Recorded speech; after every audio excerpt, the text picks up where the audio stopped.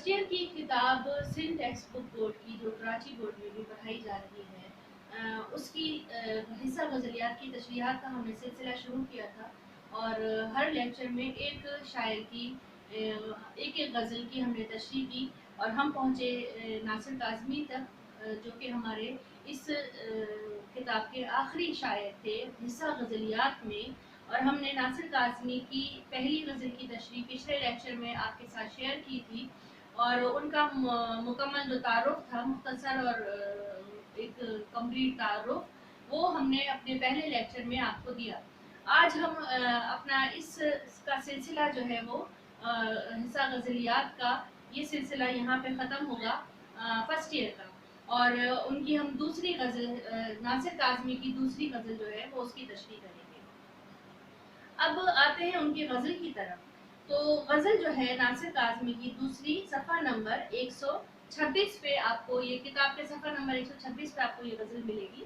और उनकी गज़ल हम पढ़ते हैं। सफ़रे मंजिले शब याद नहीं, लोग रुखसत हुए कब याद नहीं। यहाँ पे सफ़र की बात हो रही है, ऐसे सफ़र की कि जो शुरू हुआ मंजिल उसकी शब की तरफ है। दिन में सफ़र शुरू हुआ, सुबह की रोशनी में सफ़र शुरू हुआ और तमाम सफ़र जो था वो मुकम्मल हुआ। वक्त जो था वो बदलता रहा, सुबह से दोपहर और दोपहर से शाम और शाम से रात और रात से फिर और अंधेरी रात। मकसद इनका ये है कि ये उस सफ़र की बात कर रहे हैं जो इंसान की ज़िंदगी का सफ़र है। जब वो पैदा होता है वहाँ से लेकर उसकी मौत तक जो बीच में जो वक्त है, वो इन्होंने उस सफ़र से इसको तशबीह दी है कि ये वो ऐसा सफ़र है जिसमें इंसान अपना सफ़र शुरू करता है और उसका इख्तिताम जो है वो शब की तारीकी है, और यानी कि बुढ़ापा है, मौत है। वो अपनी ज़िंदगी के इस सफ़र में तमाम काम करता है, तमाम जिम्मेदारियां पूरी करता है, अपनी ख्वाहिशात पूरी करता है, दूसरों जो उससे मुंसलिक लोग होते हैं उनकी जिम्मेदारियां, उनकी ख्वाहिशात पूरी करने में अपना ये अपनी ज़िंदगी का जो उसका मकसद होता है वो उसका तयन करता है। और फिर एक वक्त ऐसा आता है कि वो थक जाता है और फिर वो बुढ़ापे की तरफ जाता है और अपनी मौत का इंतज़ार करता है। इस जो गज़ल है इसका टॉपिक ही यही है, इंसान का सफ़र, उसकी जिम्मेदारियां और बुढ़ापे तक उसका जो उसकी पूरी थकावट है उसका जिक्र। तो यहाँ पे हमें हर शेर में इनकी ज़िंदगी का यही जो एक ख्याल है वो हमें मिल रहा है। दूसरा मिसरा देखें, लोग रुखसत हुए कब याद नहीं। अब वो प्यारे, वो अजीज़ जो इनकी जान, इनकी ज़िंदगी का, इनकी इनकी जो उन लोगों में इनकी जान थी, वो लोग जो इनको पसंद थे, वो लोग जो इनके रिश्ते में रिश्तेदार थे, वो लोग जो इनके दोस्त अहबाब थे, वो इनके अपने या पराए, कब जिनसे ये मिले, वो लोग कब रुखसत हुए। मकसद ये हुआ कि लोगों से ताल्लुक़ रहा, लोग जो थे वो इनके साथ रहे और सब ने अपने इस सफ़र को जारी रखा। और कब मौत उन्हें ले गई, कब वो इनसे जुदा हो गए, अब ये इस मरहले, इस दौर में बैठे हुए हैं कि इनको अब ये चीज़ें याद नहीं हैं। दिल में हर वक्त चुभन रहती है, थी तुझे किसकी तलब याद नहीं। अपने आप से मुखातिब है और कहते हैं कि दिल में एक ख्याल है, चुभन है कि ज़िंदगी गुजर गई, चीज़ों की को हासिल करने में, चीज़ों की तलब में, चीज़ों को अपनी ख्वाहिशात के तयन में, अपनी ख्वाहिशात को पूरा करने में, लेकिन तब ये नहीं पता चल सका कि असल में मेरी खुशी क्या थी। ये अपने आप से मुखातिब है कि असल खुशी मेरी क्या थी। मैं ये अपनी जिम्मेदारियों में, ये मैं अपनी ज़िंदगी में इस चीज़ का तयन ही नहीं कर पाया कि मैं क्या चाहता हूँ। मैं तमाम वो काम करता रहा जो ज़िंदगी मुझसे करवाती रही, मैं वो तमाम जिम्मेदारियां पूरी करता रहा जो मुझसे करवाई जाती रही, लेकिन मुझे किस चीज़ की तलब थी, मैं क्या चाहता था, ये मुझे नहीं याद, ये मैंने सोचा नहीं। या तो भूलते जाते हैं माजी के दियार, याद आए भी तो सब याद नहीं। मतलब कि माजी की यादों में ऐसे ऐसे वाक़यात, ऐसी ऐसी बातें हैं, ऐसे ऐसे लोग हैं कि अगर मैं सबको भी याद करने की कोशिश करूं तो ये मुमकिन नहीं है कि मैं हर एक को याद रख पाऊँ। یہ ایک قدرت کا نظام ہے کہ انسان کی یادداشت جو ہے وہ ایک خاص حد تک ہی اس کا ساتھ دیتی ہے، اور پھر اس کے بعد جو ہے وہ اپنی یادداشت پہ زور دے کر بھی یاد کرنا چاہے تو وہ کچھ چیزیں بھول ہی جاتا ہے، اس کو تمام اپنی عمر کے تمام جو حالات اور واقعات ہیں وہ یاد نہیں رہتے۔ یہ شعر اسی کی طرف ہے اشارہ۔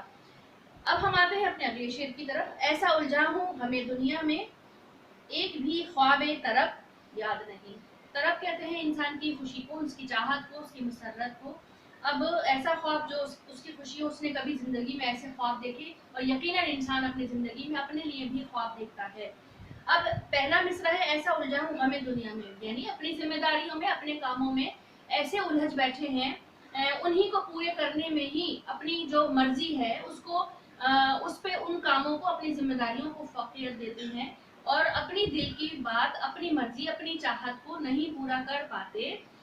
اب تو یاد بھی نہیں رہا کہ میں نے کون سی اپنی مرضی، اپنی چاہت، اپنے خواب کو اپنے ہاتھوں سے ہی چکنا چور کیا، اور اپنے ہاتھوں سے ہی ان خوابوں کا گلا دبایا، اپنے ہاتھوں سے ہی ان کو نیست و نابود کیا، کیونکہ میری جو ذمہ داریاں تھیں دنیا میں رہتے ہوئے، لوگوں کے ساتھ جو میری ذمہ داریاں تھیں، جو میرے کام تھے، میں نے ان کو فوقیت دی، میں نے وہ کیا اور اپنے دل کو وہی مارا۔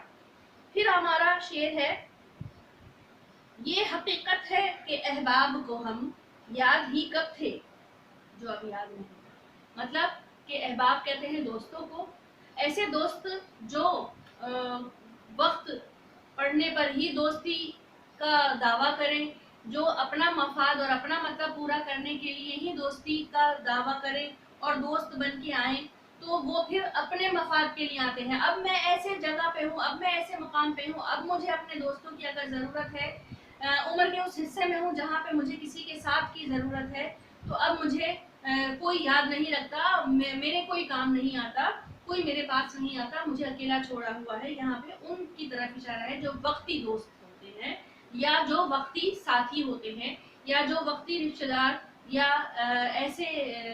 قرابت دار کہ جو صرف اپنے مفاد کے لیے ہی آپ سے غرض رکھتے ہیں۔ اب ہمارے پاس شعر آتا ہے رشتہ جاں تھا کبھی جن کا خیال،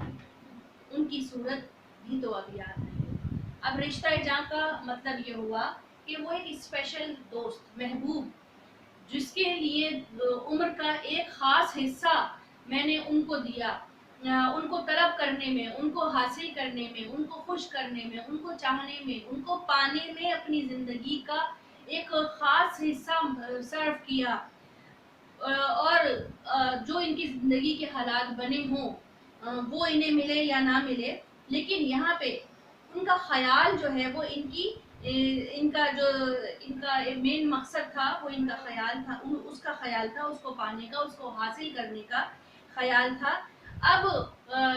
حالت یہ ہے کہ ان کی صورت بھی تو اب یاد نہیں، مطلب کہ پہلے جو ہمیں مقصود تھے، پہلے جو